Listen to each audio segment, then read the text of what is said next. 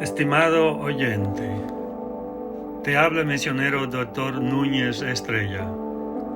Bienvenido, bienvenida a la reflexión de hoy con la Biblia abierta. Destrucción de los futuros enemigos de Israel. Agradezco que lo comparta con otros, todo para la gloria de Dios. La reflexión bíblica de hoy la encontramos en Ezequiel, capítulo 38, versículo 21 y 22. Dice la palabra de Dios en Ezequiel, capítulo 38, versículo 21. Y en todos mis montes llamaré contra él la espada, dice Jehová el Señor. La espada de cada cual será contra su hermano. Y yo litigaré contra él con pestilencia y con sangre, y haré llover sobre él, sobre sus tropas y sobre los muchos pueblos que están con él, impetuosa lluvia y piedras de granizo, fuego y azufre. La Biblia enseña que habrá un terrible conflicto en Israel durante los últimos tiempos. Es por lo que ese periodo de tiempo es conocido como la tribulación, la gran tribulación. Según Jeremías capítulo 30 versículo 7, y el tiempo de angustia para Jacob. Esto es lo que dice la Biblia sobre Israel en los tiempos del fin. Tanto Israel como Judá serán reunidas de nuevo. Primero será el tiempo de angustia para Jacob, esto significa la gran tribulación, y entonces Dios quebrará el poder de los gentiles sobre su pueblo. Según Zacarías capítulo 13 versículo 8 y 9, hay un remanente de la nación volverá al Señor. Por haber rechazado al Señor Jesús, 2/3 partes de la nación morirán y se perderán durante la gran tribulación, pero un remanente, la 1/3 parte, será preservada. Este remanente será refinado como oro y plata. Ellos reconocerán a Dios y Él les reconocerá como pueblo mío. Ahora bien, según Deuteronomio capítulo 30 y el versículo 3, habrá un regreso masivo de judíos a la tierra de Israel. El capítulo 30 anticipa que el pueblo iba a romper el pacto y ser llevado al destierro. Esto, por supuesto, es exactamente lo que ocurrió. Incluso entonces Dios tendría misericordia y les recogería si arrepentidos se convirtieran a Jehová. Les volvería a la tierra. Jeremías había estado advirtiendo a todo el pueblo de Judá durante 23 años. Además, otros varones de Dios tampoco habían dejado de llamarles al arrepentimiento. Como no escuchaban, serían llevados cautivos por el siervo de Dios, Nabucodonosor, y permanecerían en el exilio durante 70 años. En 2 de Crónicas, capítulo 30, los versículos 20 y 21, nos indica con antelación la razón por la que la cautividad durase 70 años y de que Dios se lo dijese a los judíos. El pueblo judío no había guardado el año sabático durante 490 años. Ahora la tierra guardaría reposo forzado durante 70 años. Para la consideración de distintas formas de calcular los 70 años de cautiverio. Es posible que en algunas Biblias se encuentre una traducción del libro de Esdras. El libro de Esdras es una obra de carácter tan llano que escasamente necesita una introducción. Es un relato sencillo y franco de uno de los sucesos más importantes de la historia judía, el retorno del pueblo de Dios de la cautividad babilónica. Muy poco ocurre en él que sea directamente didáctico. El escritor relata su historia de la manera más sencilla que puede y permite que ella enseñe su propia lección. Para conocer un poco más, léase ese libro de Esdras. Consta de 10 capítulos. La nación de Israel nacería en un día, según Isaías capítulo 66, versículos 7 y 8. En el versículo 7, Israel da a luz un hijo, el Mesías, antes de tener los dolores del parto, o sea, la gran tribulación, y en el versículo 8 da a luz hijos después de los dolores. El primer nacimiento tuvo lugar hace unos más de 2000 años en Belén. El segundo es el renacimiento espiritual de Israel, que ocurrirá después de la tribulación.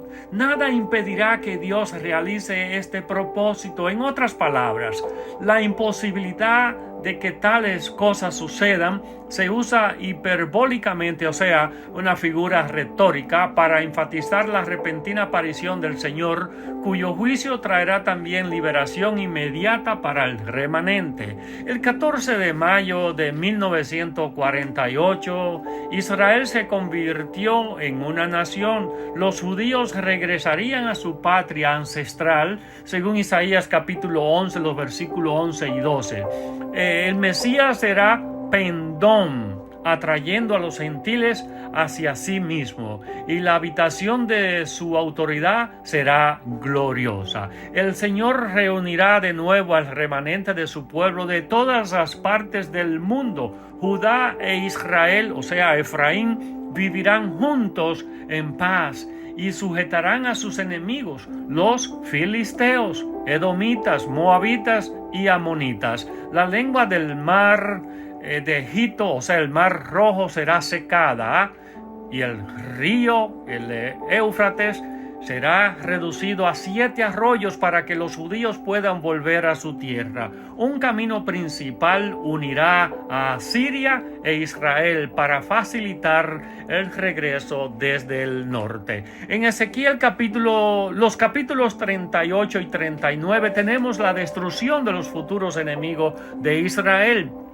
Y según la lectura bíblica de la reflexión de hoy, el capítulo 38, en esos versículos que ya he mencionado, entonces las fuerzas de Gog se abalanzarán sobre la tierra, pero lo que se encontrarán será el celo y la ira consumidora de Dios. La tierra será terriblemente sacudida por un gran temblor. Los hombres de Gad estarán aterrorizados por la pestilencia, sangre, lluvia impetuosa, piedras de granizo, fuego y azufre. La destrucción de los enemigos del pueblo de Dios nos traerá a la memoria la promesa del Señor en Isaías capítulo 54, versículos 16 y 17.